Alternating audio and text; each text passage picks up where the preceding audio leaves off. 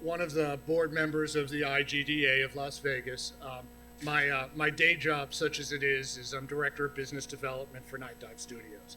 So I've been doing the business side of games for 20 years, which is really remarkable considering how young I am. I'll be absolutely candid. This presentation did not even exist in theory 24 hours ago.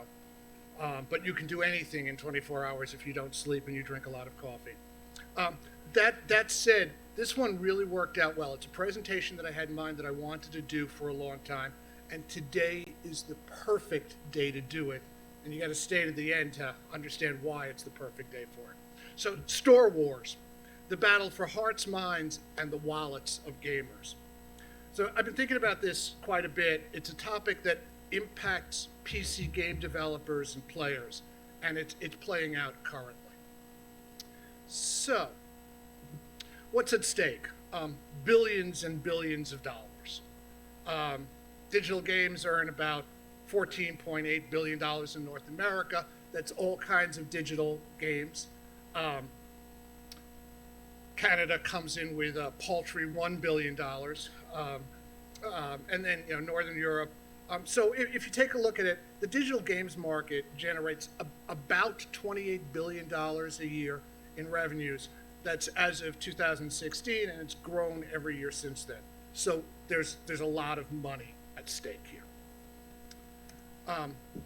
If you look at the global games market, PC games is not the largest segment, but it is the most open.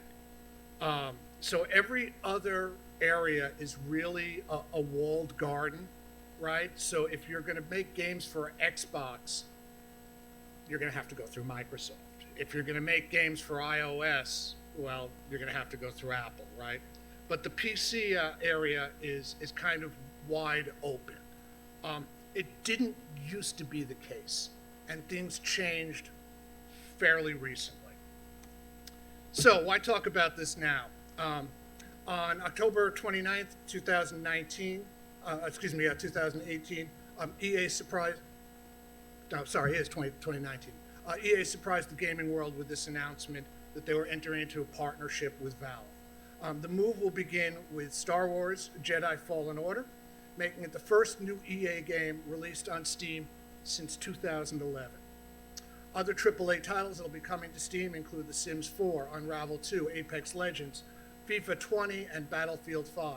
Additionally, EA has announced plans to bring its EA Access subscription service to Steam starting next year, allowing players to pay a monthly price for access to a collection of EA games through Steam. So why is that such a big deal? It seems innovative, but how did EA sell its games before the partnership with Steam? Origin. So, and there's a story that goes with it, and I was actually part and parcel of some of the parts of this. In 2011, EA announced that it wanted Origin, its digital distribution platform, to match Valve's Steam platform in terms of services by offering cloud game saves, auto-patching, achievements, and cross-platform releases. As part of that strategy, EA stopped releasing new titles on Steam. By 2013, the Origin platform had over 50 million registered users and was the second largest digital platform. So returning EA titles to Steam and announcing interoperability is a big deal. Let me give you a little bit of the backstory. In 2005, EA launched the EA Downloader. It was just that. It was just an EA Downloader. So if you bought a game and it was version 1.0 and they issued 1.1, 1.2, whatever, you would use the EA Downloader to download the patches. In 2006, that EA Downloader was replaced by the EA Link, which added trailers, demos, etc. In 2017, that was replaced by a combination of the EA Store and the EA Download Manager. In 2011, that combination became Origin. That same year, in 2011, Crysis 2 was pulled from Steam and made an Origin digital exclusive. Supposedly, the issue was over Steam's DRM, and the game would later be restored to the Steam platform. But Battlefield 3, that came out that same year, was the first game that was not going to be released on Steam. EA added a subscription service for accessing and playing their games on PC in 2016. Users can choose between paying a monthly or yearly subscription fee to access a large collection of EA titles known as the Vault. EA Origin Access subscribers also get a 10% discount on all Origin purchases. It's not a commercial for Origin. Just simply saying it was not a thing to just have the download. The store was an integral part of it. And the particular issue, if anybody has a business background, you'll get this. The particular issue is who owns the consumer? I have been in discussions for over 20 years. Do you guys remember something called Impulse? Impulse from Stardock? It had a handsome young business manager that was responsible for those accounts. And then it was sold to GameStop and became the GameStop application. I refer to that as the dark time. So the idea is very simple. When you want to know who owns the customer, one question to ask is, where does the customer's credit card information reside? If it's on your server, then you own the customer. Just that simple.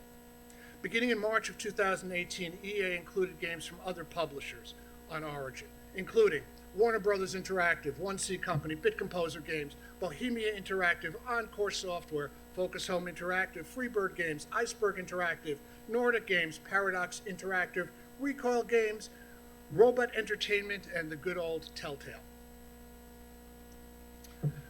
Why is there radical sea change happening? Because there was a disturbance in the balance. So December 4th, 2018, Tim Sweeney says, soon we'll launch the Epic Games Store and begin a long journey to advance the cause of all developers.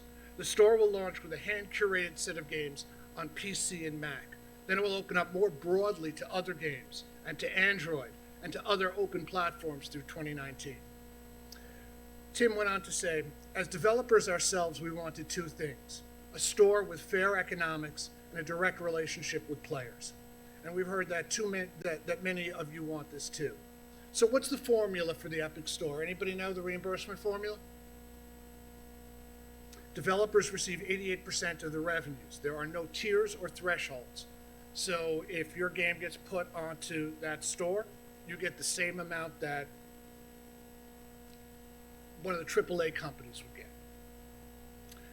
And if you're using the Unreal Engine in your game, Epic will take over, will cover the 5% royalty fee for sales in the Epic Games Store out of their 12%. So if you're particularly an Unreal developer, if you're working on that stuff, that is kind of persuasive. When the Epic launcher came out, everybody said, oh no, I'll never use that. I will only use Steam because this is going to take 580 kilobytes of storage space or whatever, okay? But people said that. And the first thing is, don't believe what everyone says on the internet, right? Mark Twain said there are three types of lies: a lie, a damn lie, and a statistic.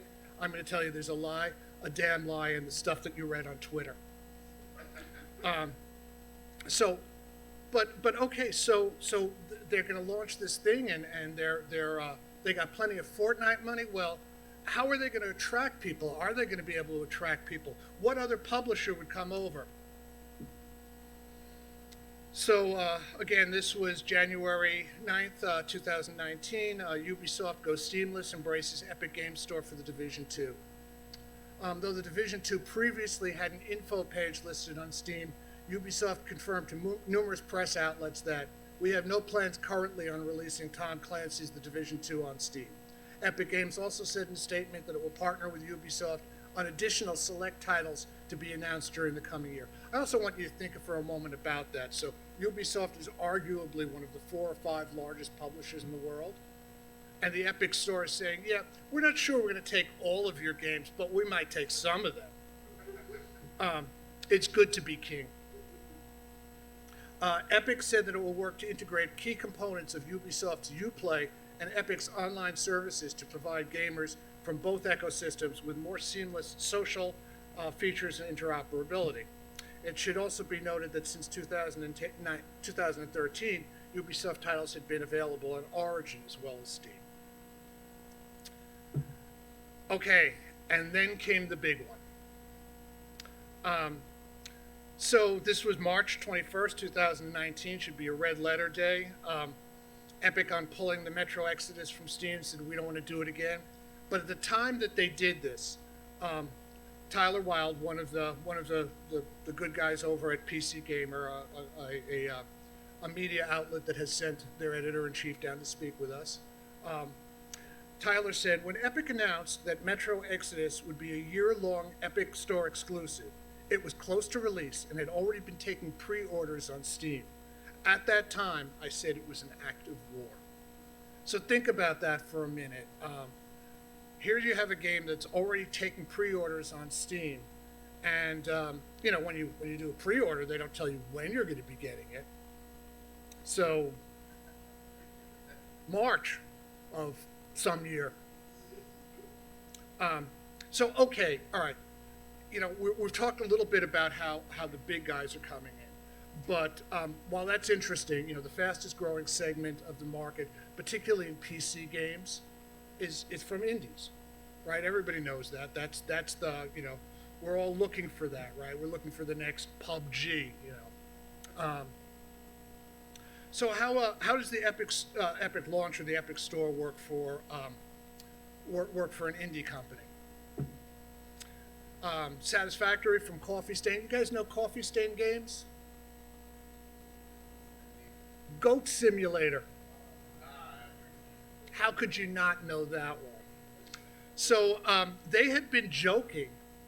Well, we didn't know that they were joking, but they had been saying, "Oh, our game Satisfactory is an Epic Store exclusive. It's terrible. We're not getting anything." And then, I think this was actually maybe 10 days after the game had released, they announced that they had sold 500,000 copies. Not too shabby. So, what's the secret sauce behind the Epic platform? Why was it able to be so disruptive? Well, what are the two complaints that people have about Steam? Well, I'd put that under the category of shovelware. Shovelware, and it's difficult to get your game discovered, right? So the solution to both of those is curation, right? That's the way Steam used to be. You had to send your game in, and a guy would look at it and would say, hey, we're either going to put this on our platform or not. But then Steam stopped doing that, and they went through anybody can upload anything, and that was kind of terrible. That had that consequence. And then they said, well, we'll charge an amount, and they went back and forth. And I have been involved in some of those discussions. I don't want to overstate that. I'm not representing Steam, not representing any of these companies, but I've been involved. My opinion's been asked. One of the things that was pointed out to me is that how much money is $100? That kind of depends on where you live, right? So if you live in Las Vegas, it's a chip, right? If you live in Eastern Europe, it could be a year's income, right?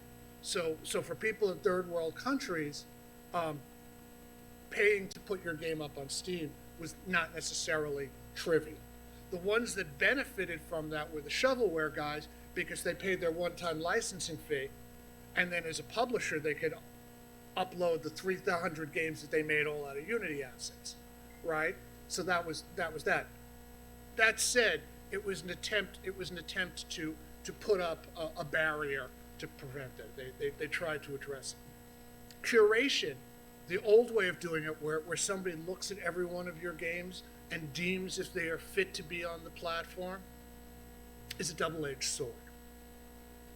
Okay, if they stop me from putting my game on the platform and you think my game is crap, then you're all in favor of it, right? It stopped it from uploading a bad thing that would have just gotten in your way of finding the good stuff.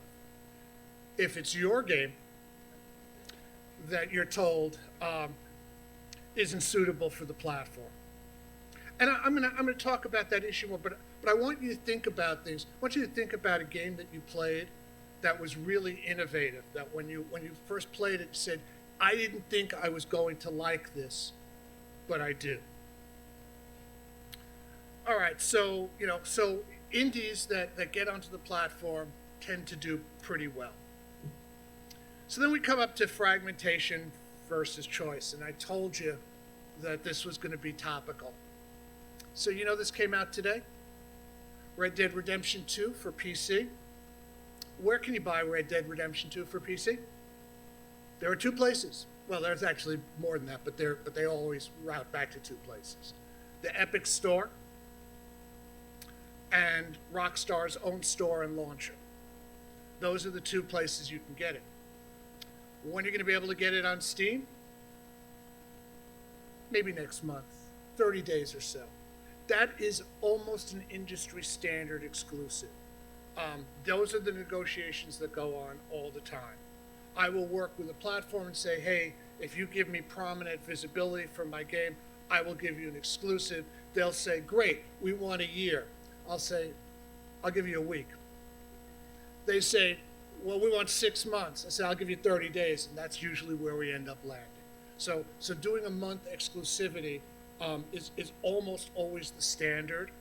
Why is that? Because if you look at your sales data, when you release a new game, particularly on PC, there's a very sharp spike upon release, and then it drops off a cliff from there.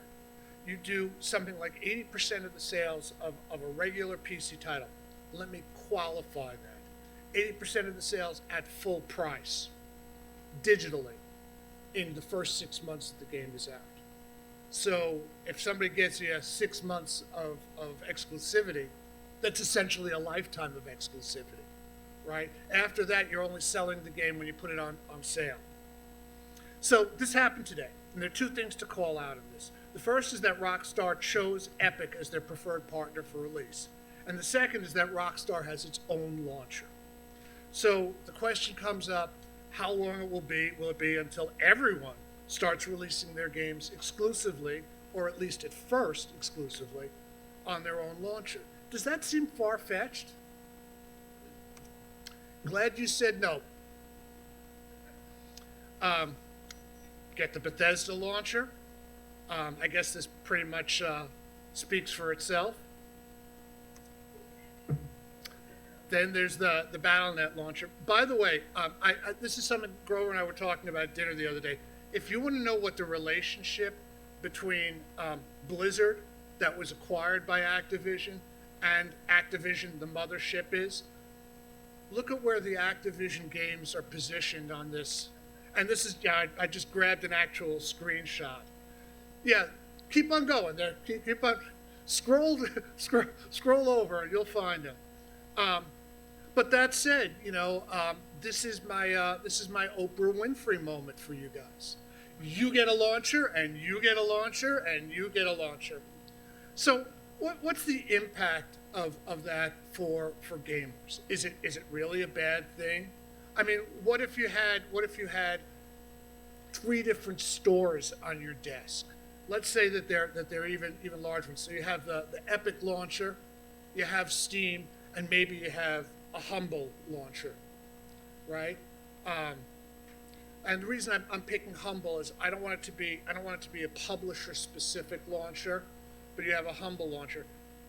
At some point, you are going to run into a certain amount of frustration of saying, I know I own this game, I just don't remember where I got it. But that said, there's already companies out there that are doing a launcher. Couldn't make this up. You basically enter into it, the account information for all of your various accounts, and it pulls them, and it'll keep on doing that until Steam or Epic or Humble or whoever says, we really don't want you to do that. We really want to own the customer. We want them coming back to our stuff.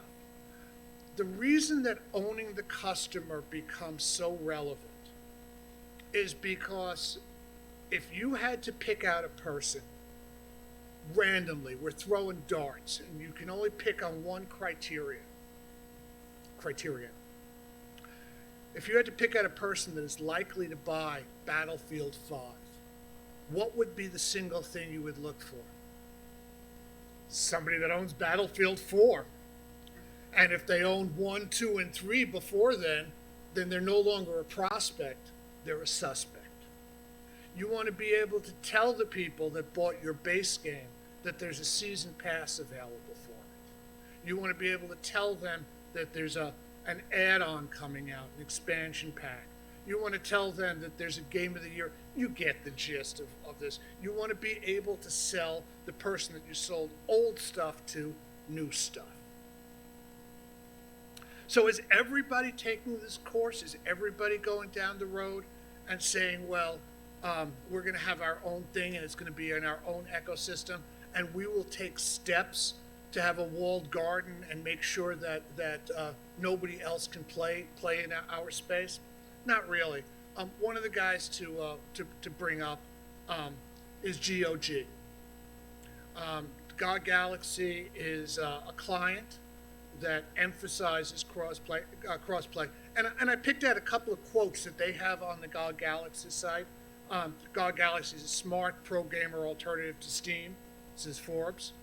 GOG Galaxy is a welcome alternative, says The Verge. Notice that they're both listing it as second, right? So the assumption is that you already know what Steam is and you've had certain dissatisfiers with it. But what the big thing that Galaxy does is on multiplayer, on player versus player stuff, and PvP games. So if you buy a game on GOG, let's take a great title with excellent PvP mechanics, say Forsaken Remastered from Nightdive Studios. You didn't think I was going to go through this without at least one commercial, did you? So you buy Forsaken Remastered on Steam, but your friend is really anti-DRM, and he buys it on GOG, right? You can play against each other through Galaxy.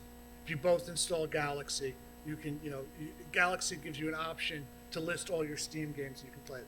There are other people trying to do similar kinds of things, including our friends over at Discord, right? Because Discord's positioning itself as a communication platform, and they also went down the store road, and, with Discord Nitro, and it didn't exactly work out. So what they're looking to do is to provide a service that offers some degrees of interoperability, and there are a couple of them like that.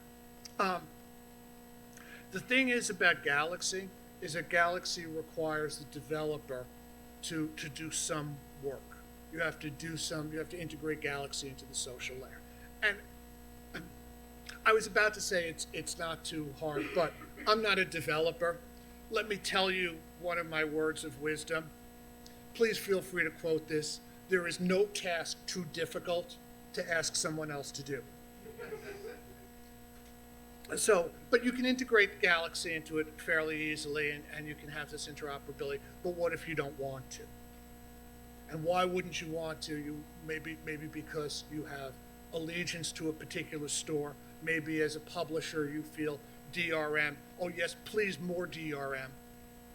I wanna buy a game on Origin that also has Uplay integrated into it. And, I'm just saying. I mean, those are the realities of the world that we live in.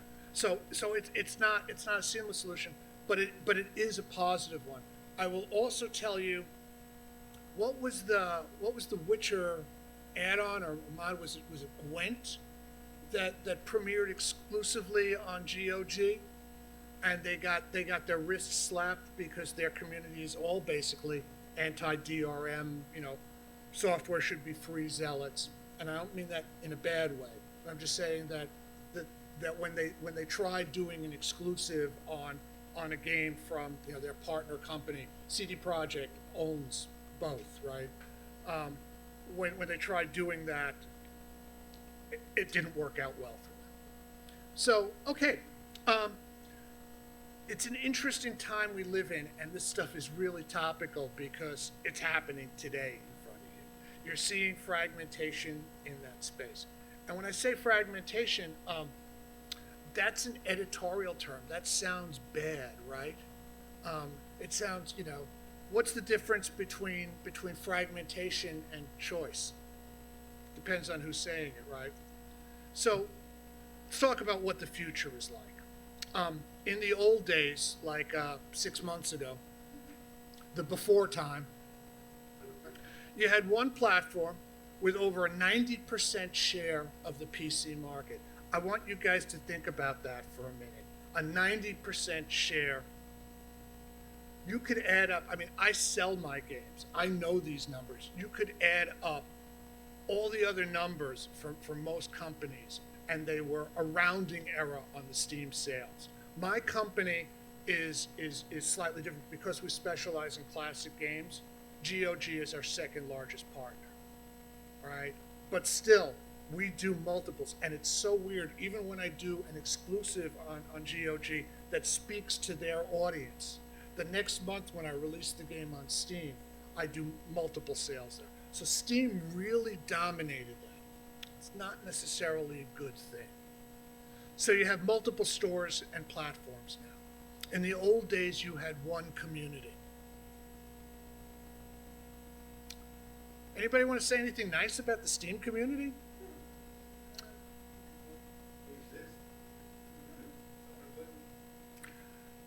Okay. Today, you know, what you're going to have as a result of this is multiple communities. Again, there's a difference between industry standard and monopolistic, right?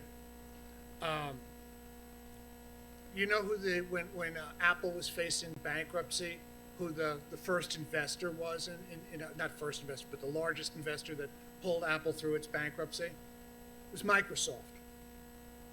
Microsoft invested in Apple. They put in, I want to say they bought 500,000 shares, and they bought 500,000 shares of common stock, which is non-voting stock. I'm not going to give you a lecture on the stock market, but they did that because if Apple went out of business, that was their largest competitor, and they would be a monopoly, and they worried about the Department of Justice slapping them on the wrist again. So in the old days, you had a virtual monopoly in the PC sales department. Today, you have competition. Some of the changes that you're seeing on Steam now, they have not changed their reimbursement amount yet. Although I would dare say, and this is a completely uninformed opinion, but I'll bet you dollars to donuts that EA gets paid at a different rate than you do if you put your game on Steam. I'm just saying. So, you know, you had this monopolistic thing, and now you have competition. Competition leads to innovation. It just simply does. When we broke up the telephone companies in America, when we created, you know, smaller subsidiary telephone companies, at the time that we did that, all the phones in America pretty much were analog, and you had rotary dials, and they came in any color you wanted as long as you only wanted black. So competition spurs innovation, and it also makes it, you know, just simply more competitive in terms of reimbursement for you. The old days, platform was open for a fee, but it was open.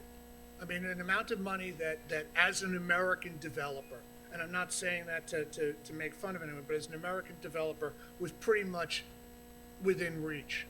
Hey, Mom, I want to become a game publisher. Can you lend me $100? Now you have curated and selective. And again, I want to emphasize to you, that's a double-edged sword. If you are finding this great selection of games, and there are 75 games on the platform, and they're all stuff that you want to have, that's great. If you're the one that's coming up there with a game, and they tell you, no thanks, we're not interested, that's pretty hurtful. I always use them as an example, and maybe I should move on to something else, but the game that I use as an example of something that I didn't think I would like, and that, more to the point, I didn't think would sell well, is Stardew Valley. Right? Would games like that have made it into the public consciousness without Steam? I mean, Steam lets the market decide, right? It throws it against the wall and sees what sticks. Whatever else you say about Steam, it is the place where it allows you to innovate. And again, if the fee to be there, I'm not talking about the time you spend in development, but if the fee to be there is reasonable, you can actually afford to fail, right? If all the platforms are curated, if Steam goes away and all the platforms are curated and you have to go find a publisher to put your game on one of their platforms, I want you to think about what that means for indies, right? That can be very perilous. In the old days, and when I started my career, games were only sold through retail, and there were only a couple of places that made meaningful markets. You had GameStop, you had Best Buy, you had a couple of other digital stores which are gone. Walmart, and you had to go in and meet with the buyers at those places, who were the very antithesis, the opposite of gamers. And you had to go and pitch them on your game. And the worst part about it was not when they said no, but when they said, I like your game, but I'd like you to change a couple of things. So that was that. Again, just be aware that curation, which seems to be the cure for shovelware, has its own perils. So again, coming back to it, Discovery today. Discovery in the old days was a challenge. You had shovelware. Today you have less options, less innovation, or you might have that in the future, right? I'm going to guess that that for many 1 and 2 person studios, it's going to be very, very hard to get your game on the Epic Store. Might be wrong about that. Maybe there's one around the corner that'll change all of that. But there you go. So again, these are all current events, and this brings me to the end of my presentation. But I really want to open the floor up to people to have questions and comments about what it's like making games today. Questions? You got to grab a microphone. Thank you. So why do you think today, right? Because, you mentioned Impulse back right before Origin came out. Everyone was also trying to do this and it failed. Yeah. Was it really just Epic spending enough money to break the blockade, do you think? So there's 2 things on there. First of all, when you start talking about Fortnite money, It's a lot. what comes after a lot? So that's part of it, and it was not just having a lot of money. It was already having a community, right, on there. There are games that every once in a while transcend the gaming system. One day I was watching ESPN. Scott Van Pelt was talking to some pitcher from, I don't know, Oakland, some pitcher. He was talking about this young phenom that had this, great fastball, except that was the first 2 minutes of the interview. The next 13 minutes of this 15-minute interview was talking about playing Fortnite. And it hit me that when this old guy on a show not only knows what Fortnite is, but has played it, that it has become a cultural phenomenon. So that's part of it. But the other thing that I think happens is sometimes the timing changes. Part of it can be technology. Part of it can be just people's appetite. Another thing that's happening, I think in 2 weeks or less than 2 weeks, is Google Stadia. And I get asked about that all the time, about what I think about Stadia. Will it be another OnLive? Well, I'll tell you, there are some things that just aren't going to work, but that there are other things that it's just a question of the timing and the celestial bodies moving into alignment. You need to have the bandwidth. Well, that changes every year, right? So again, timing is part of it. That's probably the best answer that I can give you. But I'll also tell you, you have to give props to Tim Sweeney and the team. because while everybody rejected the idea of paying for exclusives, boy, it sure worked for them. I think that's worth noting. Everyone says, everyone gets 88%. Well, kinda. Plus all your exclusive money, which is definitely different for everybody. Yeah, yeah. There's that part of it, but sometimes it's the business strategy also. That was an idea that everybody thought about, and again, I was BD guy for a platform that was started by a reputable company, by Stardock, and again, Stardock had the advantage of having its own games, its own software. So we had stuff to put on the platform day one, and then it was later taken over by GameStop when GameStop was doing, it was a $9 billion a year in revenue company. It didn't work out, but that doesn't mean that the idea that you should throw out the idea of platform competition.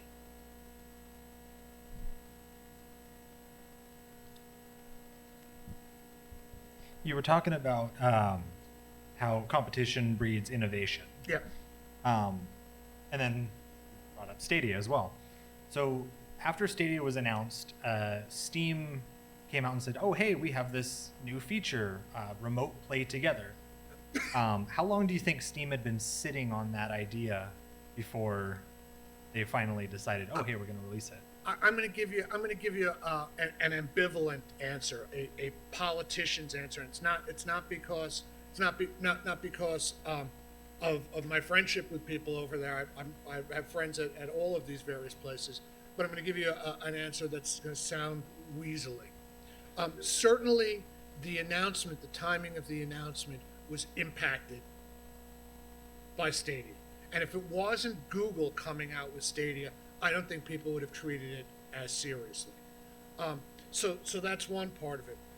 But the question that you asked was how long people were sitting on it. Well, I don't imagine that the powers that be at Steam said, "Hey, I need you developers to write this whole new architecture. Can you have it done Monday?" QA will come in Sunday night and test it for you. You also need to understand, and again, there are people in here that do enterprise software or who've done enterprise work. When you do enterprise stuff, the challenges are different. You get the application that fails because you can't, you can't write the title in Croatian, whatever. I mean, those are issues that until you get up to a certain, but those are issues that the people on the Steam client are going to face. So I think that the timing of when the announcement was made was certainly impacted by that, but I don't think that that drove the entire plan. Sometimes when you get that synchronicity, and again, I'm not trying to sound overly intellectual. When you get that synchronicity, the reason that people come up with similar solutions all at the same time is because the problem has been out there for a while, and everybody has been trying to solve it. When one guy does solve it, the other one goes, "Oh, okay, it's capable of being solved," and so that accelerates the schedule. But it's not why it started. It started because everybody was facing a common problem.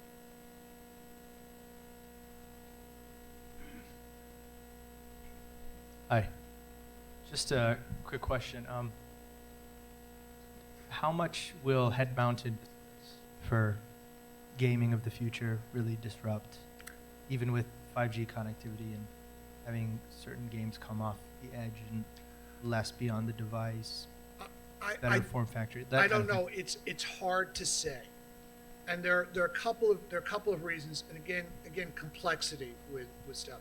So you mentioned about 5G. So let's talk about what the rollout of new technology is. So if you're in Vegas, you're probably going to get it relatively early. If you're in San Francisco, you're day zero, baby, day zero. Okay. If you're in Vegas, you're maybe a week out. If you're in New York, as soon as we can, But that said, the technology changes. The other thing is how big a user base do you support? We're past the point now where 90% of America has access to high-speed internet. Again, the definition of what high-speed internet is, can vary. But if you're in Boone, North Carolina, which is where my daughter went to school, but if you're in Boone, North Carolina, and you're downloading Red Dead Redemption 2, I'll see you next year. Okay, you've got high-speed internet in the sense that you have a fast connection, but we're talking, 5 megabit. And I guess part two of the question is, there's not a lot of content in those immersive game platforms. for the It most goes part. it goes both ways. It goes both ways. You need to have the platform sell enough to create a market, right? If somebody says, I want you to design a game for this new technology I've got. You say, well, how many people are using your new technology? So, well, counting you, that would be 5. Okay. And you think to yourself, well, gee, if I get a 200% take rate, that's still only 10 people. That's not paying for lunch, But you have to. It has to go out there. Think about what happens with every new console, and I mean really new console, not iterations. Think about the first PlayStation. Okay. Great system. People took a leap of faith and bought that, and then the games came, right? The reason that companies like Nintendo will have their own Nintendo iconic brands. I mean, I'm not saying that they're not, but the reason that when the Switch came out, the first games for it were Nintendo. The other people were people that they had paid to make games. I mean, that's just the reality of it. But you end up. I mean, it becomes a chicken or the egg problem, right? People won't write games for a new technology until that technology has a user base. And people won't buy the new technology until their game's out for it, right? But somehow we get past that. We get past that by sometimes throwing money at it so that there are titles on day one, sometimes writing the titles ourselves. There's a variety of ways of that. The same thing is true there. One of the things that has happened also, and this is a different topic, but it's a 20, 30-year-old topic, is back in the old days, telephone companies were publishers. Verizon would pay you to make a Verizon game. And it wasn't just the carriers that were paying. I mean, there were exclusives on it. There were things that you got with your Nokia, phone. So those days are largely gone, but that doesn't mean that business model can't come back again. So again, just to answer your question, if the technology is cool enough, people will make stuff for it. If people make stuff for it, people will buy stuff for it. And I think you get that adoption. How fast it'll go? How many people in this room, you're all techies, how many people in this room own 3D TVs? Had to be one, thank you. Yeah, I mean, that doesn't mean that everything succeeds, but, we still bought the first PlayStation. We still bought the Switch. There were early adopters. And from the perspective of a game dev, do you want to take your time and put it into AR and VR spaces? I mean, obviously, if there's work and if you're freelance, but just in general, most people would want to build games for PCs and consoles. Why would they want to build for VR and AR just because AR and VR needs content development? I'll tell you. I'll answer that question. Okay. Because, see, everybody here in one way or another is a developer, right? Because we're all crazy. And because every single game is for somebody a passion project. We have bought games. I mean, Nightdive's mission is to, it's the company that I work for, and Nightdive's mission is to restore old, lost, and forgotten games because we think they're part of the gaming history. We have purchased games. We've paid money for games knowing that I'll certainly be retired before we hit the break-even point on this one, but because the game was important and influential.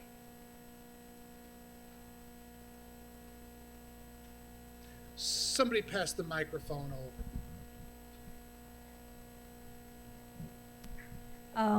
By the way, Hi. thank you. That's a great question. So, I'm not really a game developer, but I do want to create my own game. And my question is, for someone that's trying to get into this field, how would they be able to break through the walls, like with the consoles? You said the PC is the open border, so how would they be able to go into the non-open border parts? So I'll answer that question directly. I mean, I'll give you the tips. You should be taking notes at this point. Step one, have a really successful PC title.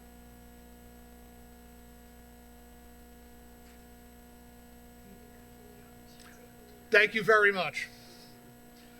No, so you have a successful PC title. If you can't have a successful PC title, have a successful Android title, have a successful iOS title, and come out and say that's the way we did it. The other way that you can do that, if you're an idea person, is associate yourself with an established studio, work on your pitch. And your pitch has got to be, I tell people this all the time, this is a separate lecture, but your pitch should be about 7 to 10 slides. By the way, my slide here, my deck here was 13 slides plus a cover one. And that's what I went with. Don't make 351 slides. Absolute death. But come up with a pitch and explain why the idea is important to you and why. And that goes to what I said to you as well. Explain why the idea is personally important to you and why you're excited by it. And see if you can't sell the other person on that excitement.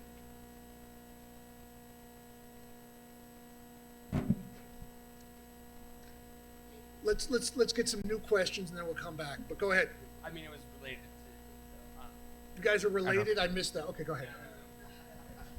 I wouldn't hold it related. against you. It's related to the question. I lost it. Nope, I lost it. I'm sorry. Mine was actually related too. Go ahead. The 7 to 10 slides thing, Yeah, really take that to heart. yeah. I have been in a lot of greenlight meetings, and I have seen $100 million projects greenlit on 5 slides. Oh, absolutely. And I've seen 0 projects greenlit at 100 slides. And I've seen a lot of 100-slide presentations. When I posted, so I wasn't supposed to be speaking tonight. I found out like less than 24 hours ago. And no, it's all good. But I posted a quote from Shakespeare, once more into the breach, and that's fine. And I you can wake me up at 3 o'clock in the morning and tell me there's a guy in the next room. You got to give your pitch, and I'll be like coffee, and I'm pitching. I'm fine. It becomes a habit there. That said, when I did my first presentation, if you're an idea person and you want help selling your idea, find a business person to talk to. Don't eschew them and listen to what they're saying and listen to their foibles. We all have really short attention spans. And make it fast and make it to the point. But again, put your passion into it. Say this is why I'm excited about this. This is why I do this. Indie developers try to act like they're not indies all too often, and they fail miserably at that. The thing that as somebody that also publishes some games, the thing that I want to hear is when a guy comes in and says, "I've spent 7 years working on this game. I never sleep." That's exactly what I want to hear. That doesn't mean I'm going to buy it if it looks like, but that's the passion that I want to hear, because it's going to be hard work, and I want to know that somebody's got a commitment to it. If you come up with the other question, just yell it out at me. Go ahead.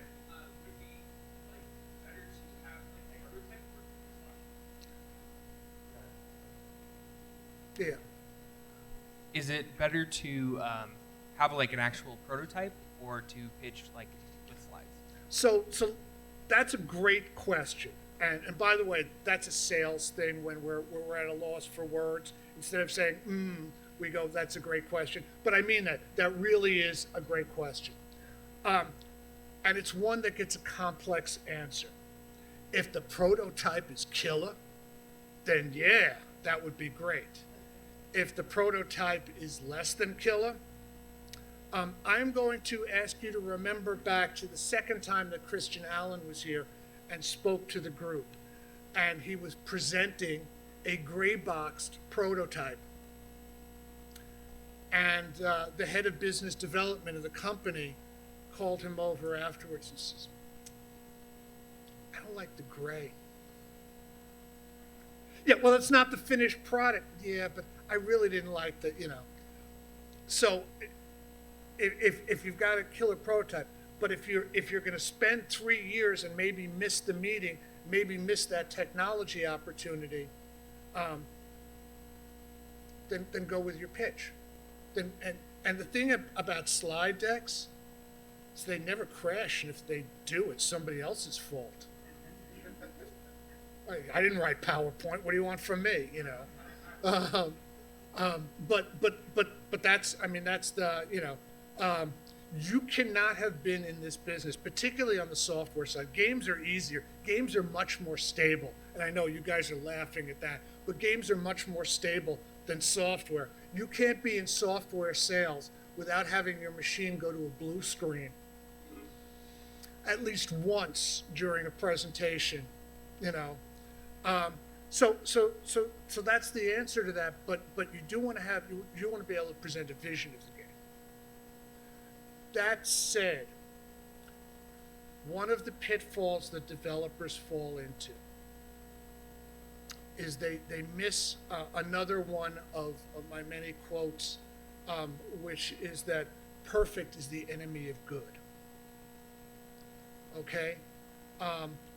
If it's the right publisher for you, they're going to see past the warts. All right? I mean, every game has got, something that you didn't think about or something. The reason we prototype is because it's not the finished product, right? If it was the finished product, we wouldn't call it a prototype, right?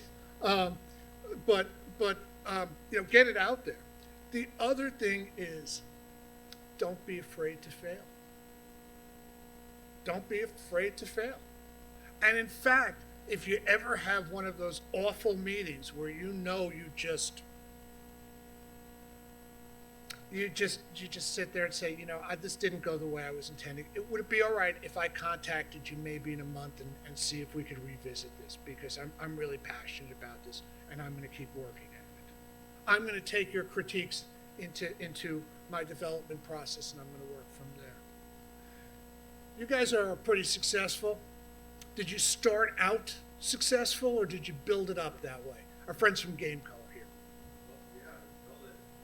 Our first pitch was with one storyboard, and I would take it all around the country to show it to people. One picture.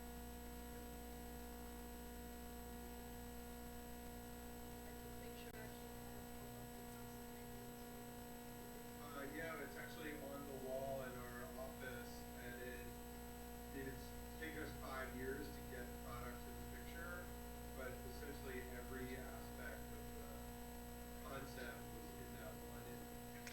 And if you'd like to see what that image looks like, on November 21st, you can be at their office listening to the Unity Evangelist. Great transition. I don't miss a beat. Next question. Who's got other stuff? I'm going to be here for a while too, but go ahead. As someone that wants to work on something that becomes a cultural phenomenon, what amount of testing is appropriate for creating something that people can feel that is a complete game? Because I see FIFA coming I see EA coming out with games that are relatively unfinished, and people still buy them based on the faith that they have in that game being, you know, something that they want to play. But It's not just the EAs either. oh, I It's know, not- I'm and- so well aware. And the one that I would give you as the shining example of that is PUBG, Oh yeah. right? Well, I mean, PUBG that game in- was out like 10, like it was on that. It was hidden. It wasn't it hidden in the App Store before it blew up. Well, it was in beta for you know a long period of time. Right. Okay, so let me give you the answer to that. First of all, that's the anomaly. That's the exception, not the rule.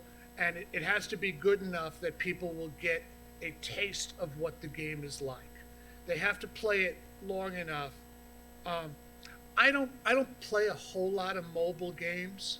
I really don't. And I tend to come back to the same ones, you know, over and over again. But I can't tell you how many mobile games have not made it a full day on my devices, right? I mean, if a game crashes, that I'm probably done with it. If it crashes early, if I've been playing it for 3 months and it crashes, it's like I can be forgiving about that. But you have to play long enough. It has to be stable enough for the consumers to see what the potential is, and that's a really difficult thing to try to quantify. How much does that take? But that goes into the design, and you really want to give the consumer a taste of what it looks like, you know, early on. You have to be fair enough. And going back to what you said about, you know, being in that business meeting and being, well, you know, at least accepting that failure is an option. You're essentially pitching these ideas to people that may or may not play games. And what I want to know is, like, what amount of time is necessary to spend on testing to, like, you know, do you have to spend years on that thing? I would say certainly many months, but it depends on the size of the team also. If you're doing it yourself, you're not only accomplishing less, you don't have that feedback, right? Exactly. But let me just, you know, so I really can't tell you how long it takes, and it depends on a number of different factors. Are we talking single player? Are we talking multiplayer? What consoles are we talking about? What, you know? Right. And there's more that goes into the game. There's a lot that goes into it. But the other thing that I'll tell you, and this is also take this to heart if not to note. Okay, when you go into a meeting, you should know who you're meeting with. If you're not using LinkedIn, if you're not using social media, if you're not being direct, I mean, how hard is it to have and I don't mean to make this sound, you know, unpleasant, but a dossier on the people that you're meeting with, so that you know.